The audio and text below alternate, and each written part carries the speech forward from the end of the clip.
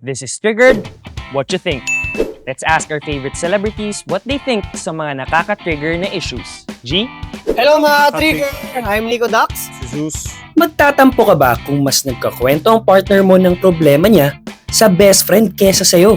Naku, hindi pabor pa nga kasi minsan pagod na rin ako makinig sa misis ko sa mga problema niya. Dapat, diba? Tapos siguro magsiselos na ako pag nahuli ko silang nag-check-in. Kung hanggang hindi naman sila nag-check-in, hindi ako magsiselos. Hanggat wala. Hanggat wala. Okay. Ako siguro, hindi ko alam eh. Siloso kasi ako eh. Baka hindi pabor sa akin yung mga ganon. Okay lang ko sa mga babae yan. Kaya lang ang hirap pag sa babae, madami sila eh. Group sila o Tsaka minsan may dyan. kampihan yan eh. Oo, minsan yan.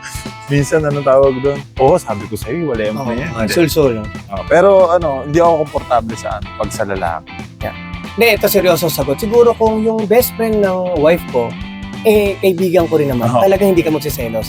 Kahit malaman ko na magko-coffee kami, may pag-uusapan kami, okay lang. Pero ito, aminin natin sa mga lalaki, yung best friend niya or friend niya, kahit di mo sabihin best friend ha, pinagkikwentuhan niya, tapos hindi mo kakilala yung lalaki, doon talaga ma'am. Sasaktan ko, sisipain ko. Oy, wag. Relax ka lang. Sisipain ko. Ikaw. May point naman si Nico. Kumbaga, mas kahit pa paano, medyo komportable ka kung kaibigan din namin yung sasabihan. Pag sasabihin problema. Okay lang yun. Basta habang nagkikwento siya, hindi niya ako hinahalikan sa leeg. Okay lang ha. Pero yung nagkikwento siya na nahihirapan at kumikis-kis sa leeg. Wag, may mali siya na. May mali siya na yan. Hindi, pero ako, yung wife ko, selosa yan. So dapat ibigay ko sa kanya assurance, di ba?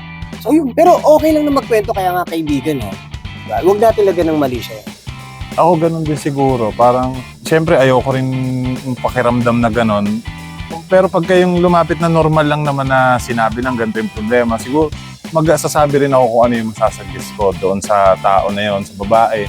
And yun nga, depende siguro sa'yo dahil kung ayaw mong gawin sa'yo, huwag mo na rin gawin sa'yo. Sa YouTube channel, naghahanap po kami ng project. Maluwag po ang aming schedule. Abangan nyo po yung podcast ni Nico dyan sa... Ay, oo ha! Please ha!